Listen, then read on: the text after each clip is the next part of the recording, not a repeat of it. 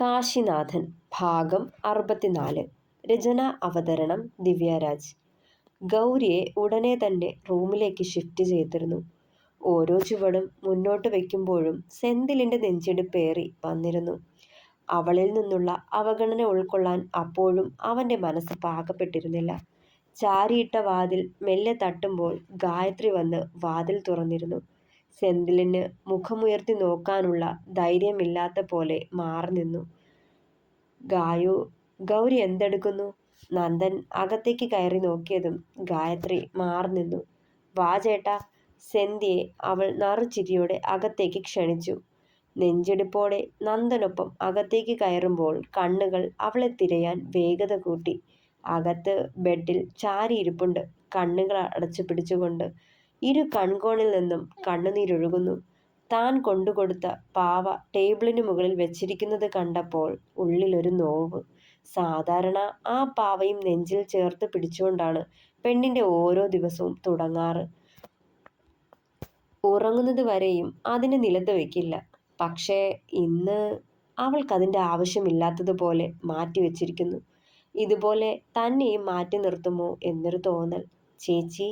ഗായു അവളെ തട്ടി വിളിക്കുമ്പോൾ പെട്ടെന്ന് കണ്ണുകൾ വലിച്ചു തുറന്ന് അവളെ നോക്കി ഗൗരി. ഇന്നലെ വരെ അവളിലുണ്ടായിരുന്ന കുട്ടിത്തമോ കുസൃതിയോ കുറുമ്പോ ഒന്നും ഇന്നാ മുഖത്തില്ല. ദുഃഖം നിഴലിട്ട കണ്ണുകൾ, കരഞ്ഞു ചുവന്ന മുഖം, എന്തോ ഉള്ളിലൊരു കൊളുത്തിവലി പോലെ. തൻ്റെ ഗൗരിയെ നഷ്ടപ്പെട്ട പോലൊരു നോവ്. ഇതാ ആ ചേട്ടൻ.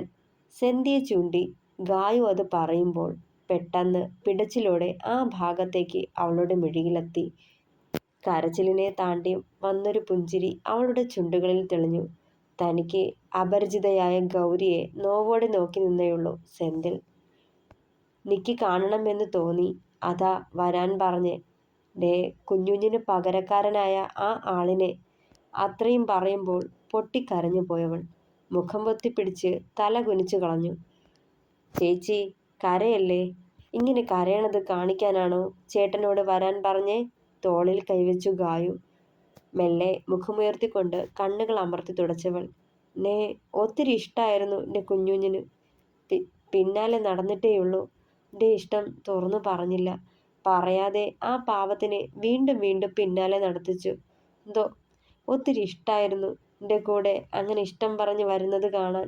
ആളും ഒത്തിരി കൊതിച്ചിരുന്നു ഞാൻ ഇഷ്ടം തുറന്നു പറയണ നേരത്തിനായി.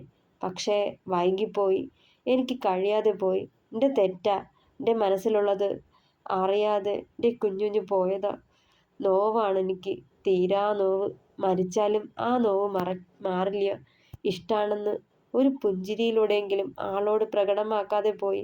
എൻ്റെ തെറ്റാ, എൻ്റെ തെറ്റ്. പുലമ്പി പുലമ്പി കരയുകയായിരുന്നവൾ.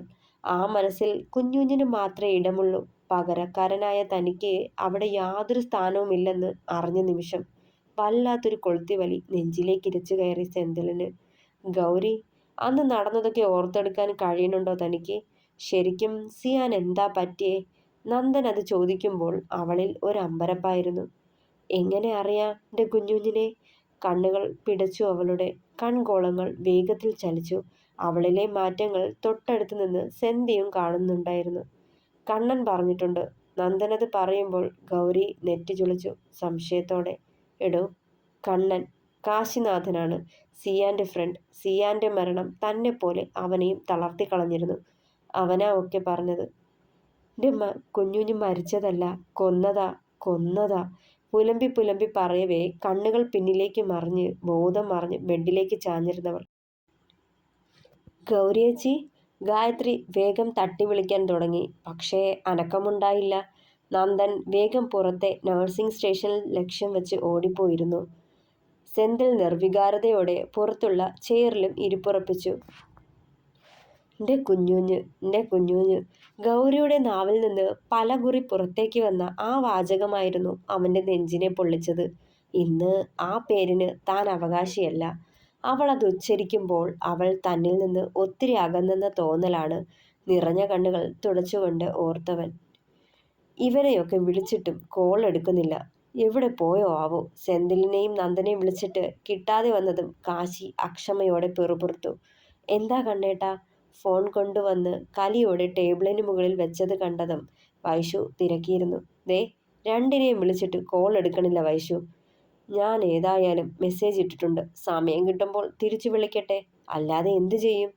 തനിക്ക് കഴിക്കാൻ എടുക്കട്ടെ. കയ്യിൽ കൊണ്ടുവന്ന പാഴ്സൽ ടേബിളിന് മുകളിൽ വെച്ചുകൊണ്ട് അവളെ നോക്കി വീണ്ടും. വിശപ്പ് തോന്നണില്ല കണ്ണേട്ടാ. വിശപ്പ് തോന്നാനൊരു സൂത്രപ്പണിയുണ്ട്, ചെയ്യട്ടെ. കള്ളച്ചുരിയോടെ ചുണ്ടുകൾ ഒഴിഞ്ഞുകൊണ്ട് അവളെ നോക്കിയതും കൂർപ്പിച്ചെന്ന് നോക്കി വൈശു. അയ്യടാ സൂത്രപ്പണി. ദേ കാശിനാഥ, അധികം വിളച്ചിലൊന്നും വേണ്ടാട്ടോ. അറിയാലോ എനിക്ക് വയ്യാണ്ടിരിക്കുക. അയ്യോടാ, വയ്യായികയുള്ളിടത്ത് തൊട്ടുപോലും വേദനിപ്പിക്കില്ല. അതൊക്കെ ഞാൻ അഡ്ജസ്റ്റ് ചെയ്തോളാം. കുറുമ്പോടെ അവൾക്കരികിലേക്ക് വന്നതേ പില്ലോ എടുത്ത് ഒരേറ് കൊടുത്തവൾ. ദേ, പറയുന്നത് അനുസരിച്ചോണം. കണ്ണുരൊട്ടിയതും അനുസരണ അതീ കാശിനാഥന്റെ നിഘണ്ടുവിലേ ഇല്ല. ചുണ്ട് കടിച്ചു പിടിച്ച് പറഞ്ഞുകൊണ്ട് അവളിലേക്ക് മുഖമടുപ്പിച്ചവൻ. ദേ ചെക്ക, ഞാൻ ഒച്ചയിടും കേട്ടോ. കുറുമ്പായിരുന്നു അവളിലും. എന്നിട്ട് അവളുടെ കവളിലൂടെ വിരലോടിച്ചവൻ.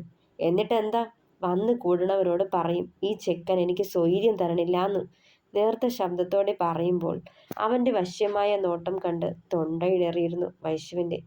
സ്വൈര്യം തരില്ലാന്ന് ഉറപ്പല്ലേ? കുറുമ്പോടെ അവളുടെ അധരത്തിലേക്ക് ചുണ്ടമർത്തിയതും കോളിംഗ് ബെല്ലടിക്കുന്ന ഒച്ച കേട്ടിരുന്നു. പെട്ടെന്ന് അവളിൽ നിന്നും അകന്നു മാറിയവൻ. ആച്ചിയമ്മയാവും. പെട്ടെന്ന് പറഞ്ഞതും അതാരാ കണ്ണേട്ടാ? ഞാൻ കോളേജിൽ പോകുമ്പോൾ നിന്റെ കാര്യങ്ങൾ നോക്കാൻ ഒരാളെ വേണമെന്ന് പ്രിയേച്ചിയോട് അച്ഛനോട് പറഞ്ഞിരുന്നു. അങ്കിളാ പറഞ്ഞ് ഈ ഫ്ലാറ്റിലൊക്കെ അടുക്കളപ്പണിയും വീട്ടുജോലികളും ചെയ്യണത് അവരാന്ന്. അവരെ ഇവിടേക്ക് വിടാൻ പറഞ്ഞിട്ടുണ്ട്. ഞാനൊന്ന് പോയി നോക്കട്ടെ. അവൻ തിടുക്കത്തിൽ ചെന്ന് വാതിൽ തുറന്നു. പക്ഷേ പ്രതീക്ഷിച്ച പോലെ ആച്ചിയമ്മ ആയിരുന്നില്ല. പ്രതീക്ഷിക്കാതെ തൊട്ടു മുന്നിൽ നിൽക്കുന്നവരെ കണ്ട് അവൻ്റെ കണ്ണുകളും വിഴിഞ്ഞുപോയി. മുന്നിൽ നിൽക്കുന്നവരെ കണ്ടതേ അമ്പരന്ന് പോയി കാശിനാഥൻ.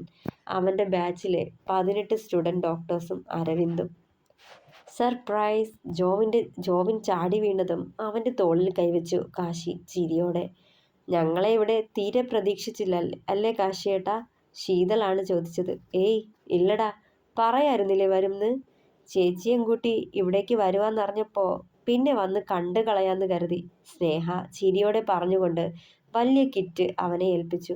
ഏയ് എന്തായത്? ആകാംക്ഷയോടെ അവളെ നോക്കിയതും. കുറച്ച് ഫ്രൂട്ട്സാ. എന്തിനാടോ? ഇതൊന്നും വേണ്ടിയിരുന്നില്ല. അത് കൈനീട്ടി വാങ്ങിക്കൊണ്ട് പറഞ്ഞു. ഇതേ നിങ്ങൾക്കല്ല, ചേച്ചിക്കാ. അവൻ്റെ വയറ്റിലൊന്ന് പഞ്ച് ചെയ്തുകൊണ്ട് അകത്തേക്ക് കയറിയവൾ. ഓ അത് ശരി, നിങ്ങൾ കയറി വാ, വൈഷു കിടക്കാണ്, കാണാം പറഞ്ഞുകൊണ്ട് മറ്റുള്ളവരെയും അകത്തേക്ക് ക്ഷണിച്ചു.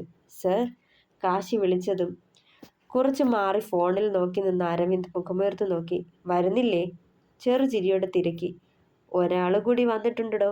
കാർ പാർക്ക് ചെയ്യുക. അതാരാവും എന്ന ചിന്തയിൽ നെറ്റി ചുളിച്ചതും പാസേജിലൂടെ മൂളിപ്പാട്ട് പാടി വരുന്ന ക്രിസ്റ്റഫറിനെ അവൻ കണ്ടിരുന്നു. വല്ലാത്ത ദേഷ്യം തോന്നി കാശിക്ക്. ഇവർക്കൊപ്പം അയാൾ കൂടി ഉണ്ടാകുമെന്ന് ഒട്ടും പ്രതീക്ഷിച്ചിരുന്നില്ല. ആ കലിയോടെ കൈമുഷ്ടി ചുരുട്ടി പിടിച്ചവൻ. അതുവരെ പ്രസന്നതയോടിരുന്ന കാശിയുടെ മുഖം മുങ്ങിയത് അരവിന്ദും ശ്രദ്ധിച്ചു. ഞങ്ങള് ഇവിടേക്ക് വരുവാന്നറിഞ്ഞപ്പോൾ കൂടെ പോന്നതാടോ. വരണ്ടാന്ന് പറയാൻ ഒക്കത്തില്ലല്ലോ. അരവിന്ദ് പറയുന്നത് കേട്ടതും ഒന്നും മിണ്ടിയില്ലവൻ. വശ്യമായ ചിരിയോടെ ക്രിസ്റ്റഫർ അവൻ്റെ ദേഹത്തേക്ക് കൈവയ്ക്കാൻ വന്നതും മെല്ലെ ഒഴിഞ്ഞു മാറി നിന്നു കാശി. ആ ഒരു ചളിപ്പോടെ ചിരി വരുത്തി ക്രിസ്റ്റഫറും. തൻ്റെ വൈഫിന് സുഖമില്ല, ആക്സിഡൻ്റ് ആയെന്ന് കേട്ടു. അതാ വന്നൊന്ന് കണ്ടിട്ട് പോവാമെന്ന് കരുതിയത്. അവനെ അടിമുടി ഒഴിഞ്ഞു ക്രിസ്റ്റഫർ. അത് പറയുമ്പോൾ ഒന്നും മിണ്ടാതെ അരവിന്ദിനെ നോക്കിയവൻ. അരവിന്ദ് വരൂ, നമുക്ക് അകത്തേക്ക് പോവാം. ക്രിസ്റ്റഫറിനോടുള്ള നീരസം പുറത്ത് കാണിക്കുന്ന പോലെ അരവിന്ദനെ മാത്രം അകത്തേക്ക് ക്ഷണിച്ചവൻ. രണ്ടാളും അകത്തേക്ക് കയറിപ്പോകുമ്പോൾ ക്രിസ്റ്റിയും ഗൂഢമായ ചിരിയോടെ അകത്തേക്ക് കയറി വന്നിരുന്നു. കട്ടിലിൽ ചാരിയിരുന്ന് ഫോണിൽ അച്ഛനോട് സംസാരിച്ചിരിക്കുകയായിരുന്നു വൈഷു. ഹായ് ചേച്ചി. വിളിയോടെ റൂമിലേക്ക് ഇടിച്ചു കയറി വന്ന 18 എണ്ണത്തെ കണ്ടതും പെണ്ണൊന്ന് കണ്ണുമിഴിച്ചു. തിടുക്കത്തിൽ ഫോൺ കട്ടാക്കി ടേബിളിന് മുകളിൽ വെച്ചുകൊണ്ട് അവരെ നോക്കി വിളർച്ചയോടെ ചിരിച്ചു. വൈഷു, വിരണ്ടോ താൻ? ഇതാടോ എൻ്റെ ബാച്ചിലെ കുട്ടിയോള്. പിന്നെ ഇതാ മാഷ്. അരവിന്ദിനെ കൂടി പരിചയപ്പെടുത്തുമ്പോൾ ഒന്ന് ചിരിച്ചവൾ. അപ്പോഴും ക്രിസ്റ്റഫറിനെ അവഗണിച്ചവൻ. ഇപ്പോ എങ്ങനെയുണ്ട് വൈഷ്ണവി? അരവിന്ദ് അവളോട് ചോദിച്ചു. പെയിൻ കുറവുണ്ട്. മറുപടി പറഞ്ഞത് കാശിയായിരുന്നു. ഭക്ഷണം കഴിക്കാനും മെഡിസിൻ എടുക്കാനും മാത്രമേ മടിയുള്ളൂ അല്ലേ വൈശു? ചിരിയോടെ അവളെ കളിയാക്കിയവൻ. അതെന്താന്നു? പെട്ടെന്ന് ഫേദാവാണ്ടിരിക്കാനാ. ഫേദായി കഴിയുമ്പോൾ ചേച്ചിക്ക് ഏട്ടനെ വിട്ട് പോവേണ്ടി വരില്ലേ? അതാ അല്ലേ ചേച്ചിയെ? ശീതൾ അവൾക്കരികിലിരുന്ന് കത്തിയടി തുടങ്ങി. ചേച്ചിയെപ്പറ്റി പറയുമ്പോൾ ഇവിടെ ഒരാൾക്ക് 100 നാവാട്ടോ. ചേച്ചി സുന്ദരിയാ, നല്ല കുട്ടിയാ, കാശിയേട്ടനെ പൊന്നുപോലാ നോക്കുന്നത് എന്നൊക്കെ പറയുമേ. അത് മുതൽ കാണാതിരിക്കുമായിരുന്നു ഞങ്ങള്. ജോവിനത് തട്ടിവിട്ടതും മതിയടാ തള്ളിയത്. ഇനി തള്ളിയല്ലേ താഴേക്ക് വീണു പോവും. അവന്റെ ചുമലിലൊന്ന് തട്ടിവിട്ട് കാശി അവർക്ക് കുടിക്കാൻ എന്തേലും റെഡിയാക്കാൻ പോയി. വാതിൽക്കൽ ചെല്ലുമ്പോൾ അവനെ തടഞ്ഞുകൊണ്ട് ക്രിസ്റ്റഫറും നിന്നിരുന്നു. കണ്ടിട്ടും കാണാത്തതുപോലെ അവനെ മറികടന്ന് പുറത്തേക്കിറങ്ങിയവൻ ആ കൂട്ടത്തെ വകഞ്ഞു മാറ്റി ഉള്ളിലേക്ക് കയറുമ്പോൾ വൈശുവിനെ കാണാനുള്ള തിടുക്കമായിരുന്നു ക്രിസ്റ്റഫറിൽ. നിറഞ്ഞ ചിരിയോടെ എല്ലാവരോടും സംസാരിച്ചിരിക്കുന്നവളെ പകയോടെ നോക്കി നിന്നേയുള്ളവൻ. കാശിയുടെ മേൽ അവകാശമുള്ളത് ഇവൾ ഒരുത്തിക്ക് മാത്രമാണെന്ന ചിന്ത അവനിൽ അസൂയയും കോപവും നിറച്ചു. അല്ലെങ്കിലും താൻ മോഹിക്കുന്നതിനെ മറ്റൊരുവൻ കൈവശം വെച്ചിരിക്കുന്നത് കണ്ടാൽ വല്ലാത്ത പകയാണ്. അതുപോലെ തനിക്ക് പണ്ടൊരിക്കൽ പക തോന്നിയിരുന്നു സിയാനിൽ. ആ കലയാണ് അവന്റെ ജീവനെടുക്കാൻ കൂടി കാരണമായത്. താൻ മോഹിച്ചത് മറ്റാരും കൈക്കലാക്കുന്നതോ പൊതിഞ്ഞു സൂക്ഷിക്കുന്നതോ ഒന്നും തനിക്കിഷ്ടമല്ല. പല്ല് ഞെരിച്ചുകൊണ്ട് ഓർത്തവൻ കയ്യിൽ കൊണ്ടുവന്ന മനോഹരമായ പ്ലാസ്റ്റിക് ബൊക്കെ വൈശുവിന്റെ കയ്യിലേക്ക് നീട്ടി ക്രിസ്റ്റഫർ വശ്യമായ ചിരിയോടെ. അവൾ അവനെ അമ്പരപ്പോടെ നോക്കിയതും വേഗന്ന് സുഖാവട്ടെ. ചിരിയോടെ പറയുമ്പോഴും ഉള്ളിൽ അവളെ ചുട്ടുകൊള്ളാനുള്ള കലിയായിരുന്നു. കാശിനാഥന്റെ ശരീരത്തെ സ്വന്തമാക്കിയവളോടുള്ള ദേഷ്യം. വൈശു ആളെ മനസ്സിലാവാതെ കൈനീട്ടി അത് വാങ്ങിയിരുന്നു. ഇത് ഞങ്ങളുടെ പ്രൊഫസറാണ് ചേച്ചി, ക്രിസ്റ്റഫർ ലോപ്പസ്. ശ്രദ്ധ അത് പറയുമ്പോൾ പരിഭ്രമത്തോടെ മിഴികളുയർത്തി അവനെ നോക്കിയവൾ. അന്നേരം അവളുടെ മുഖത്ത് വന്ന ഭാവമാറ്റങ്ങൾ ക്രിസ്റ്റഫറും ശ്രദ്ധിച്ചു. കാശി തന്നെപ്പറ്റി അവളോട് പറഞ്ഞിട്ടുണ്ടാവുമെന്ന് ഊഹിച്ചവൻ. അവളുടെ കണ്ണിലെ പിടച്ചിൽ അവൻ ആസ്വദിക്കുകയായിരുന്നു അന്നേരം. നാട്ടിൽ നിന്ന് തിരികെ വന്ന് കയറിയ ദിവസം കൂടി ആയതുകൊണ്ട് ഫ്ലാറ്റിൽ ഒന്നും ഉണ്ടായിരുന്നില്ല. ഒക്കെ കഴിഞ്ഞിരുന്നു. കാശിനാഥൻ വേഗം തൊട്ടടുത്ത ബേക്കറി സ്റ്റോറിലേക്ക് വിളിച്ച് എല്ലാവർക്കുമായി ഡ്രിങ്ക്സും സ്നാക്സും ഓർഡർ ചെയ്തു. 10 നിമിഷം കഴിഞ്ഞില്ല ഓർഡർ ചെയ്തത് അവിടെ എത്തിയിരുന്നു. ഈ സമയം കുറച്ചു പേർ വൈശുവിനോട് കത്തിയടിച്ച് അവിടെ തന്നെ ഇരുന്നപ്പോൾ കുറച്ചു പേര് ഓരോ റൂമുകളും നടന്ന് കാണുകയായിരുന്നു.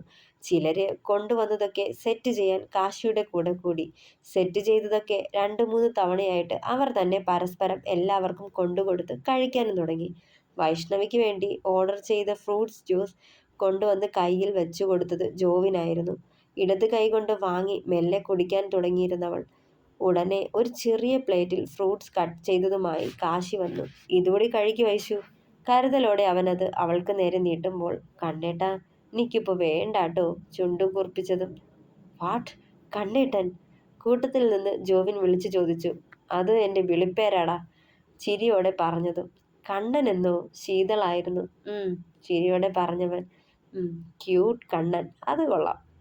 വൈശുവിൻ്റെ അടുത്ത് ഇരിക്കാനായി ക്രിസ്റ്റഫർ കൊണ്ടുവച്ച ഫ്ലവർ വൈസ് എടുത്ത് ടേബിളിന് മുകളിലേക്ക് എടുത്തു വെച്ചു കണ്ണൻ.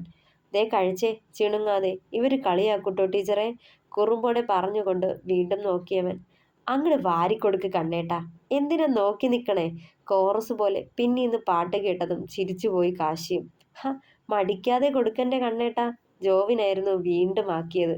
ദേ പെണ്ണെ, പിള്ളേര് കളിയാക്കുക, എടുത്ത് കഴിക്ക്. അവൾക്ക് നേരെ നീട്ടുമ്പോൾ വേണ്ടെന്ന് വീണ്ടും ചിണുങ്ങി. പിള്ളേര് പറഞ്ഞതുപോലെ ടീച്ചർക്ക് അതങ്ങട് വാരിക്കൊടുത്തേക്ക് കാശി. ഗൗരവക്കാരനായ അരവിന്ദ് ചിരിയോടെ അത് പറയുമ്പോൾ അമ്പരപ്പായിരുന്നു കാശിയിൽ. ഉടനെ അവനൊരു സ്പൂൺ എടുത്ത് അവൾക്ക് നേരെ നീട്ടി. കണ്ണേട്ടാ പ്ലീസ്, എനിക്ക് വേണ്ടാഞ്ഞിട്ടാ. വീണ്ടും ചിണുങ്ങിയവൾ. ഇത് കഷ്ടാ ടീച്ചറെ. കണ്ണേട്ടൻ സ്നേഹത്തോടെ തരുന്നതല്ലേ, വായ തുറന്ന് കാട്ടിയേക്ക്. ഞങ്ങൾ നിൽക്കുന്നത് കൊണ്ടാണേൽ കണ്ണടച്ചങ്ങ് വായ തുറന്നേക്ക്. കണ്ണിറുക്കിക്കൊണ്ട് ശീതൾ അത് പറയുമ്പോൾ ചമ്മലോടെ കാശിയെ നോക്കി വൈശു. അവിടെ പിന്നെ യാതൊരു കൂസലുമില്ല. സ്പൂണും നൂട്ടിയിരിപ്പാണ്. അവളെ ഊട്ടിച്ചേ അടങ്ങൂ എന്ന പോലെ. എല്ലാവരെയും നോക്കിക്കൊണ്ട് ചമ്മലോടെ വായ തുറന്നവൾ കാട്ടിയിരുന്നു. ഒക്കെ കണ്ട് ഒരു മൂലയ്ക്ക് കലിയോടെ നിൽപ്പുണ്ടായിരുന്നു ക്രിസ്റ്റഫർ. പുറമെ ചിരിയുടെ മുഖംമൂടിയും വെച്ച് ഉള്ളിൽ വൈശുവിൽ നിന്ന് കാശിയെ തന്നിലേക്ക് ചേർക്കാനുള്ള വാശിയായിരുന്നു അവനിൽ. വീണ്ടും കുറെ നേരം ചിലവിട്ട ശേഷം എല്ലാവരും യാത്ര പറഞ്ഞ് തിരികെ പോയി. അതുവരെ ഉണ്ടായിരുന്ന കളിയും ചിരിയും അകന്നപ്പോൾ എന്തോ ശൂന്യത പോലെ തോന്നി രണ്ടുപേരിലും. കണ്ണേട്ടാ, കാശിയുടെ നെഞ്ചോളം ചേർന്നിരുന്നു വൈശു. എന്താ പെണ്ണേ? അയാള് വന്നല്ലേ? മെല്ലെ മുഖമുയർത്തി അവനെ നോക്കിയവൾ.